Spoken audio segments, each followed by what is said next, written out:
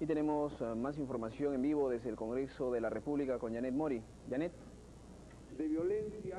Muchas gracias, Carlos. Sigue la conferencia de prensa de la Comisión Herrera.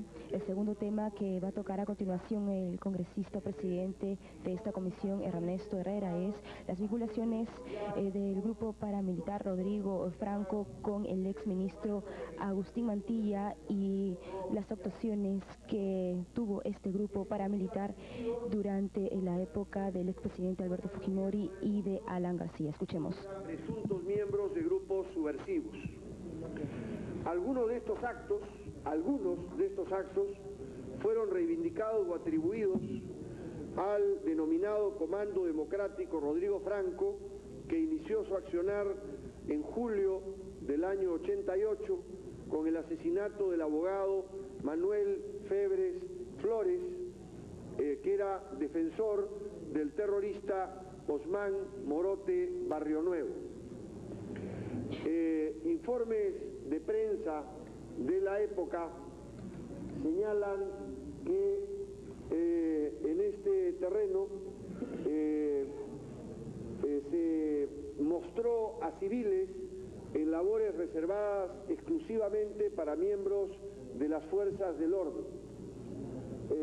Varios, no todos, varios de ellos, hay un error ahí en la filmina, aparecen con armas de guerra y en actividades parapoliciales, y eran parte del entorno del entonces viceministro del Interior, Agustín Mantilla.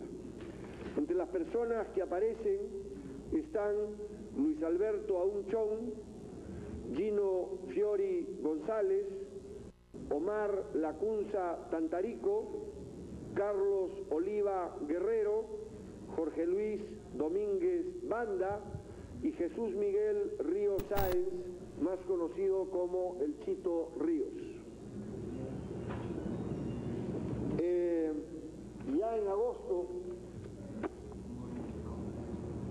Ya en agosto de 1985 se verificó que dos personas ligadas al Cuerpo de Seguridad de Mantilla fueron detenidas en un confuso incidente contra el exdiputado Peter Uculmana, en el que se les denunció por delito de tentativa de homicidio, usurpación de autoridad e infracción al Reglamento General de Armas.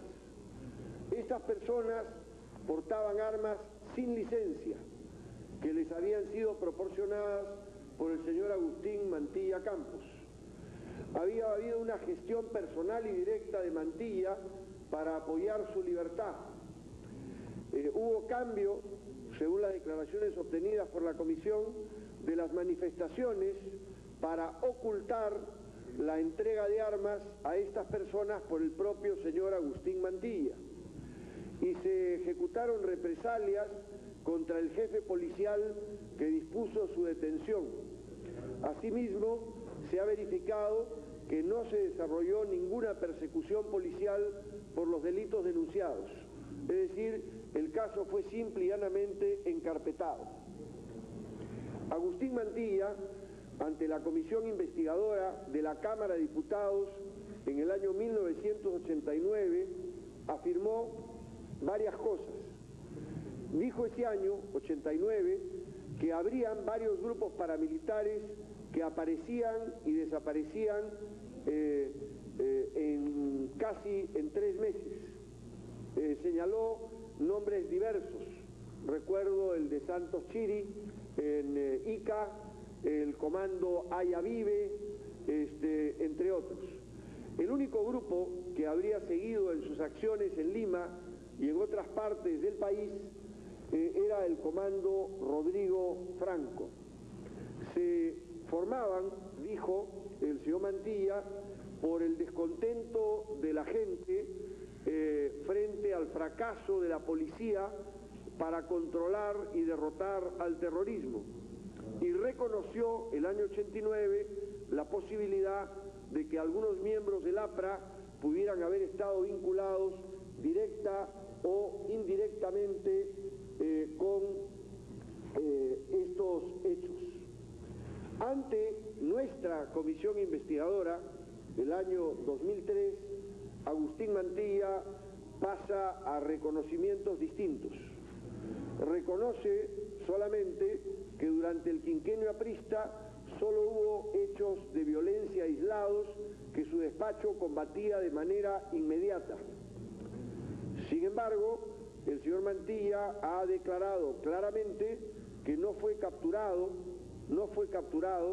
ningún miembro de estos denominados comandos. Reconoce que el origen de estos hechos puede haber sido, comillas, producto de la voluntad equivocada de algunas gentes que creían que podían ayudar de alguna forma, cierra comillas, al gobierno en su lucha antisubversiva. Reconoce como entonces un elemento diferente a las afirmaciones hechas en este terreno. Sin embargo, el general en retiro, Dionisio Luque Freire, general de la Policía Nacional, describió el paso de acciones de terrorismo blanco a hechos mucho más graves como algo progresivo y común en este tipo de agrupaciones. Dijo que en todo proceso contrasubversivo se producen este tipo de acciones, que empieza como amedrentamiento y terminan como ejecuciones extrajudiciales. Dijo que a su llegada a la dirección de la Dirección General de Inteligencia del Ministerio del Interior, DIGEMIN, en febrero del año 87, ya se habían producido una serie de hechos que apuntaban a pensar en un grupo paramilitar. Y señaló que se elaboraron varios informes sobre las acciones paramilitares, en los que se daba cuenta que órganos o grupos de diferente extracción estaban utilizando una denominación que había emergido después del asesinato del señor Rodrigo Franco. Durante su intervención, el general Luque Freire señaló que la doctrina de inteligencia contrasubversiva se indica que es común que se utilicen nombres distintos en casos de grupos paramilitares, cuando no se utiliza el nombre el grupo subversivo al cual se busca combatir. El general Luque Freire, por si acaso, fue director de DIGEMIN durante toda la gestión del señor Mantilla como ministro en el Ministerio del Interior. Colocó como ejemplo el hecho de que un comando antiterrorista en el Cusco, en abril del año 87, hubiera operado, otro grupo que se llamó Pelotón Punitivo Peruano, PPP, en Lima, en abril del mismo año 87. Mencionó el comando Manuel Santana Chiri, en agosto del año 88, que es el que opera en Ica, y que también reconoció el señor Mantilla el año 89 ante la comisión de la Cámara de Diputados. Mencionó el grupo Comando Rodrigo Franco el año 88 y el grupo Incahuasi, que es un nombre también vinculado a la figura de don Víctor Raúl Aya de la Torre.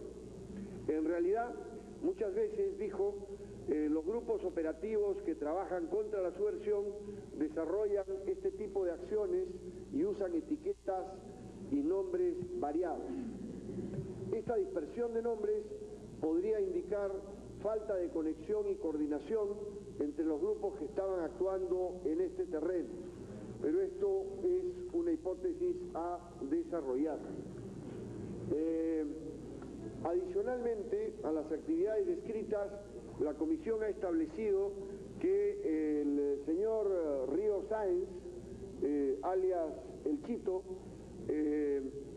estuvo vinculado al incidente que se produjo en el diario de Marca, donde explotó en un vehículo en las inmediaciones del local del llamado diario Marca que estaba imputado de estar vinculado a Sendero Luminoso, un explosivo, hecho que ocurrió el 2 de octubre del año 87 con las siguientes circunstancias. Explotó un vehículo Volkswagen y el vehículo Volkswagen era propiedad de la Dirección General de Inteligencia del Ministerio del Interior. Y mueren en ese vehículo dos de los ocupantes, donde también estaba el señor Río Sáenz. Muere el señor Humberto Usquiano Barandiarán y el señor Richard Briceño Vázquez. Los tres, incluyendo al señor Río Sáenz, eran miembros del partido aprista. El señor... ¿Perdón? Perdón, sí, yo me he adelantado. En la campaña electoral del año 84-85, del presidente Alan García, él participa activamente en la campaña. Él tiene un nivel de organización y adiestramiento del cuerpo de élite de seguridad de Agustín Mantilla.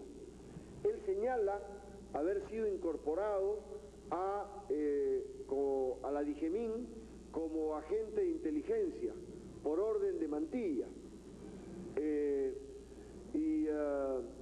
Sin embargo, hay un desconocimiento oficial de sus actividades en DIGEMIN desde el año 85 hasta el año 90. Quiero mencionar esto porque cuando hablamos con el general Luque sobre si este señor era parte de la Dirección de Inteligencia, dijo que él no recordaba que lo fuera.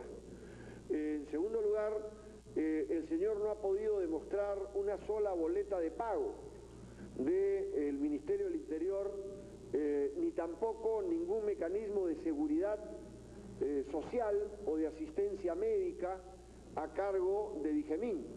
Y si bien hay secreto sobre los agentes de inteligencia, es obvio de que los agentes de inteligencia tienen un pago, hay algún registro, y que los agentes de inteligencia en cualquier aparato de Estado tienen servicio de salud y seguro, ¿no?, frente a los problemas porque viven en riesgo permanente. El señor Río Sáenz no ha podido acreditar ni los pagos, porque dice que le pagaban en efectivo, que él iba a un punto y que ahí recibía en un sobre su pago, y que no tenía ningún tipo de seguro, ni de acreditación en este terreno. Él tuvo diversas relaciones que podrían denominarse privilegiadas, como la asignación de automóviles de la Dirección General de Inteligencia del Ministerio del Interior a su favor. También obtuvo la designación de un amigo cercano a él en un puesto de trabajo de manejo de fondos secretos de DIGEMIN, el señor Augusto Calleja Carrasco. Tuvo asignados inmuebles para vivienda y coordinación de actividades de inteligencia en Miraflores y en San Isidro. Dicho sea de paso, uno de los locales que el señor Ríos utilizó fue el local desde el cual se coordinó la campaña presidencial del doctor Alan García Pérez, propiedad de un luego senador del partido aprista, ubicado en la calle o avenida 2 de Mayo en San Isidro. Luego tuvo continuos viajes al interior del país con seguridad policial asignada por DIGEMIN. Como he mencionado anteriormente, él estuvo vinculado al tema de esta explosión en un vehículo en el diario de Marca el 2 de octubre del año 87. Como señalaba, el vehículo tuvo una explosión dentro y murieron dos ocupantes que, al igual que el señor Río Sáenz, eran militantes del partido aprista. El señor Río Sáenz sale gravemente herido y es internado primero en una clínica, en un hospital de Pueblo Libre, el Hospital Santa Rosa, si no me equivoco, y luego es trasladado al hospital de policía, casi inmediatamente, bajo un nombre alternativo. No se inscribe como Ríos Sáenz, Jesús Miguel Ríos Sáenz, sino aparece inscrito con el nombre de Edwin de la Torre Ugarte, un nombre curioso porque es francamente llamativo en función de los temas que tienen que ver con el himno nacional en términos de apellidos utilizados. Y es también interesante constatar que no se realizaron investigaciones para profundizar las responsabilidades de Ríos. Ríos dice que ellos estaban en las inmediaciones del diario de Marca, camino a su casa, habiendo venido de una actividad distinta, y que les meten por la ventana un paquete y explota en el vehículo. Nosotros tenemos la versión de otra persona que afirma haber trabajado en este equipo de inteligencia vinculado a Ríos Sáenz y que señala que una de las conclusiones que mencionan en este informe los congresistas Ernesto Herrera y Javier Díaz-Canseco, miembros de la comisión investigadora sobre la existencia y el accionar del grupo paramilitar Rodrigo Franco, es que este caso merece una investigación definitiva, específicamente en el asesinato de Rodrigo Franco, cuyo crimen permanece en el misterio, tal como lo establece la sentencia de la Sala Penal de la Corte Suprema. Sin embargo, la declaración de Abimael Guzmán, atribuyéndose el asesinato de Rodrigo Franco, según el informe del Ministerio del Interior remitido a esta comisión, también merece una investigación previa. Adelante, estudios. ¿te recuerdan que ya estaba vinculada? Era Janet Mori entonces desde el Parlamento Nacional con las incidencias de esta conferencia de prensa que ofrecen los congresistas Ernesto Herrera y Javier Díaz-Canseco sobre las investigaciones realizadas tanto a las cuentas de Agustín Mantilla y el nexo del Ministerio del Interior que encabezó con el comando Rodrigo Franco, así como también con el gobierno de Alberto Fujimori y este grupo. Hacemos una pausa. A continuación nos enlazamos con nuestra compañera Janet Mori desde el Congreso de la República. Paramilitar del año 86 hasta el 90. Muchas gracias, Carolina. Las conclusiones del grupo de trabajo que investigó las vinculaciones del grupo paramilitar llamado Comando Rodrigo Franco con el exministro Agustín Mantilla. Los encargados de la DIRCOTE, general Juan Salas Cornejo, y el de Dijimín, general Edgar Luque Freire. Por el contrario, se evidenció un entorpecimiento en las investigaciones, como en el caso del incidente del exdiputado Peter Uculmana Suárez con 2 escoltas de Agustín Mantilla, según ha declarado ante la comisión el mayor en retiro César Ceroni Páez.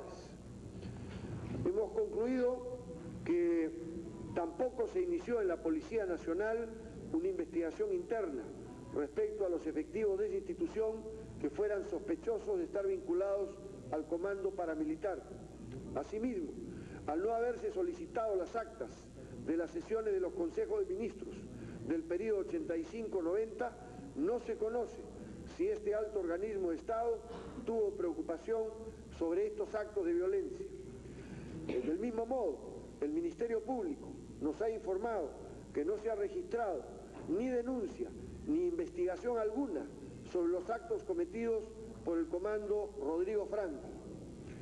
De acuerdo a las versiones del ex suboficial de la policía, Rafael Perkovich, y del ex suboficial de la Marina, el Grude, habría sido el espacio donde se formó un comando antiterrorista que habría excedido largamente sus obligaciones formales y habría producido ajustes de cuentas con presuntos subversivos. Esta unidad habría adoptado el nombre de Comando Rodrigo Franco para algunas de sus acciones. Ellos sostienen que hubo acciones de diverso tipo de violencia que merecen ser investigadas por el Comando Rodrigo Franco, por el Ministerio Público a nombre del Comando Rodrigo Franco. Merece también una investigación definitiva el asesinato de Rodrigo Franco, cuyo crimen permanece todavía con serios problemas de esclarecimiento, tal como se desprende de la sentencia de la Sala Penal de la Corte Suprema. No obstante, la declaración de Abimael Guzmán atribuyéndose el asesinato según el informe del Ministerio del Interior remitido a esta comisión. Quiero aclarar que la sentencia de la Corte Suprema en este terreno no sentencia a estas personas por el asesinato de Rodrigo Franco, sino por delito de apología al terrorismo. Es bien curioso que los procesados por el asesinato de Rodrigo Franco terminen siendo sentenciados por apología de terrorismo y no por asesinato. Recomendaciones. Previa a la remisión del presente informe al Ministerio Público, proponemos al Congreso de la República que se complete las investigaciones correspondientes al supuesto y mal llamado Comando Rodrigo Franco. De acuerdo a la aparición de nuevos elementos en los que Abimael Guzmán atribuye a Sendero Luminoso el asesinato de Rodrigo Franco, se remitirá el presente informe y los anexos al Ministerio Público, a efecto de que disponga una investigación definitiva para identificar y condenar a los autores del crimen. En relación al develamiento del motín ocurrido en junio del año 86 en el Frontón, la comisión investigadora no profundizó las investigaciones, pero recibió un testimonio referido a ejecuciones extrajudiciales de parte de un suboficial que estaba en actividad de la Marina en ese momento y que estuvo en el propio lugar de los hechos. De ello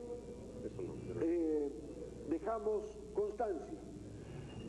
Se acuerda denunciar ante la SUNAT, como ya se ha anunciado por parte del presidente de la comisión, por los delitos económicos a el señor Mantilla.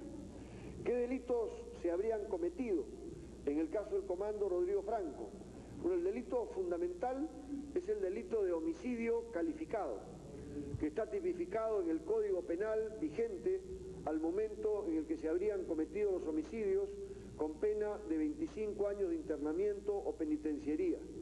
Estos delitos no habrían prescrito si es que se verifica, como planteamos nosotros, el caso del asesinato de Saúl Cantoral, ¿no es cierto?, o de otras personas que hemos mencionado, y deben ser investigados por el Ministerio Público, de acuerdo a nuestras conclusiones.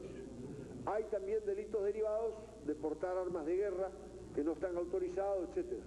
Pero varios de estos delitos sí habrían prescrito por los años transcurridos sin que el tema haya sido objeto de investigación. Para terminar, y antes de sus preguntas, yo quiero dejar claro que mi reserva en este terreno, en mi firma, obedece a que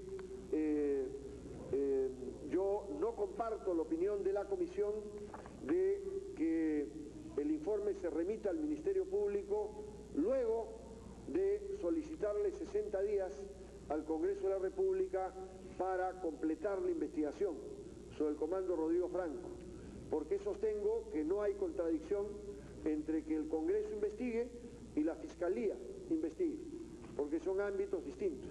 El Congreso no tiene un ámbito jurisdiccional, la Fiscalía sí lo tiene. El Congreso hace investigaciones políticas, la Fiscalía no las hace. De forma tal de que, en razón de este tema, sobre esta primera conclusión, yo he expresado mi reserva. Y quiero que quede claro, porque no discrepo de ninguno de los otros elementos que están en el informe. Si hubiera algún interrogante de parte de ustedes, estamos a su disposición. Bueno, sí.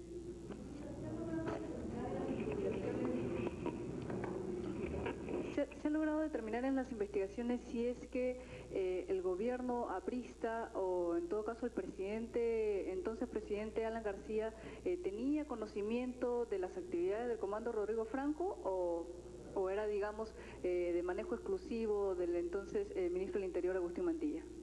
Esta es una de las cosas que viene la otra parte, por qué se ha solicitado la ampliación. Hizo el congresista Benítez y yo obviamente voté a favor. Porque lo que hemos identificado es que ni el Ministerio Público solucionó, investigó, y lo que queríamos era profundizar si es que el Ejecutivo, a través del Consejo de Ministros, podemos revisando sus actas, había mostrado interés en profundizar estos hechos. Por eso es que se planteó estos 60 días adicionales que se va a ser debatido en el Pleno del Congreso. Quisiera también aclarar que sobre este tema yo no tengo discrepancia con 60 días adicionales para la investigación. Mi discrepancia es con no enviar de inmediato lo actuado al Ministerio Público. No estoy en contra de solicitar 60 días adicionales al tema. Si no hay ninguna otra inquietud. Podría aclarar de repente, porque por lo extensa de la conferencia, de repente como que me he desubicado un poco. Respecto a la seguridad del señor Agustín Mantilla, ¿ellos eran parte activa de este comando Rodrigo Franco? ¿Se puede decirlo? La versión que nosotros tenemos es que la seguridad del señor Mantilla tenía relación bastante estrecha con el señor Río Sáenz. Y el señor Río Sáenz, en nuestra apreciación, no solamente cumplió funciones de inteligencia, sino también intervino en algunos hechos operativos de acciones que podrían implicar asesinatos. De forma tal de que nuestra apreciación en este campo es que la vinculación se daba básicamente en ese terreno, pero no tenemos identificado que los elementos que aparecen en las fotografías con armas de fuego con el señor Mantilla hayan participado directamente en acciones de ejecuciones extrajudiciales. Aquí, congresista. En ese sentido, digamos, lo que el informe muestra es todos los indicios de una estructura de un supuesto grupo paramilitar, pero digamos que precisamente en ese punto hay una serie de indicios. ¿Qué es lo que debería pasar entonces con esto? ¿Qué es lo que ustedes creen que debería producir una investigación que aporta millones de indicios? Lo que nosotros creemos, me parece a mí, por lo menos en este terreno, y creo que en esto compartiremos una opinión varios miembros de la comisión, es que en primer lugar hubo un abuso del uso del Ministerio del Interior, y que el Ministerio del Interior fue literalmente infiltrado en algunas dependencias, como la Dirección de Inteligencia o dependencias policiales, por civiles que hacían uso de armas de fuego, que eran entrenados, ¿no?, en este terreno, hacían uso de armas de guerra y otras que no les correspondían.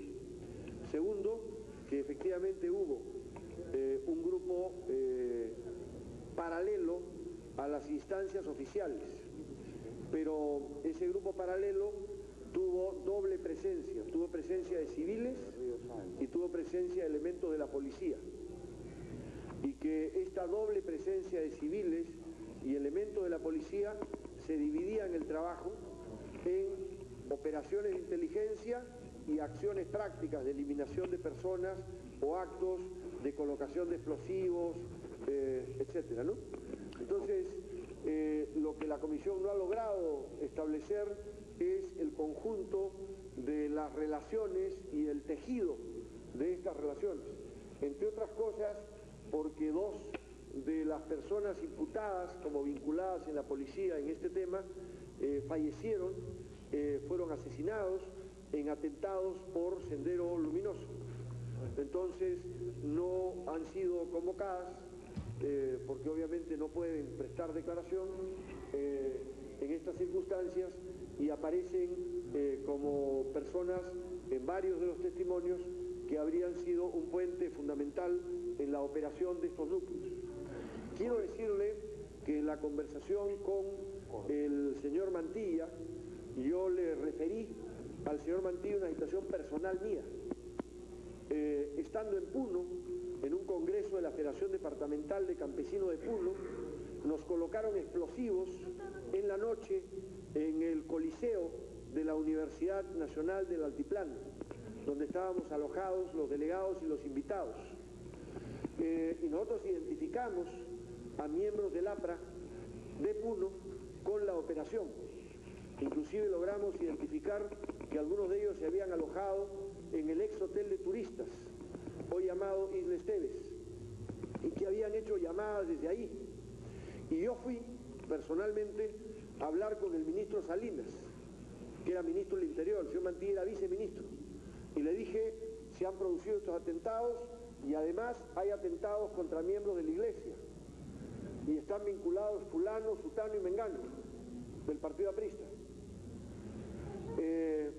Los atentados pararon, se detuvieron, no hubieron más atentados.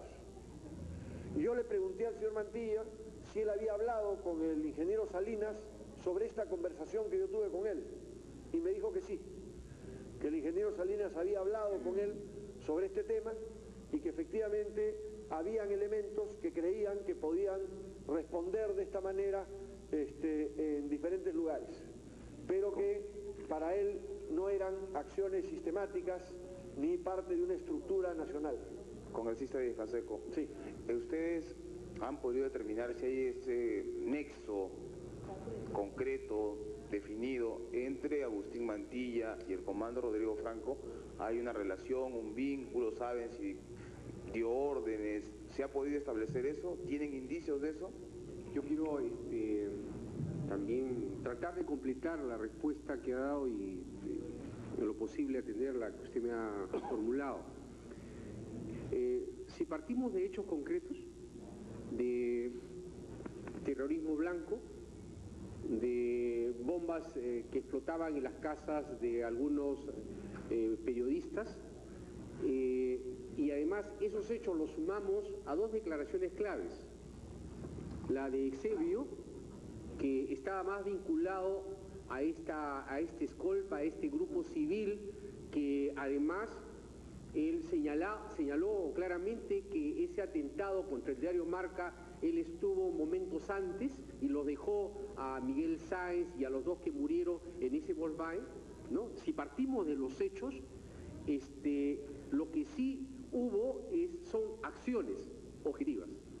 ¿Qué nexos existieron entre el GRUDE, el Grupo Delta, de la policía, que realizó a través del otro testigo clave que es Perkovic, que él dice, yo participé, yo era el oficial, ¿no? Y nosotros secuestramos a Saúl Cantoral, ¿no? Esas cosas, si partimos de la realidad, lo que podemos concluir es que hubo un equipo que pertenecía a este Grupo Delta de la policía y otro equipo, digamos, de civiles que además provenían todos casi identificados con vínculos de la Universidad Garcilaso de la Vega, ¿no? Vinculados al partido aprista a través del ARE. Todos dicen y admiten eso. Y que esa relación que falta, ¿no?, es la que obviamente se necesita investigar. Pero de los hechos resulta que sea por Exebio, sea por Perkovic, que son dos personas que ni se conocen, pero que además, o sea, no logramos hacer un careo, pero no podemos en la investigación llegar al nexo. Y ahora nos...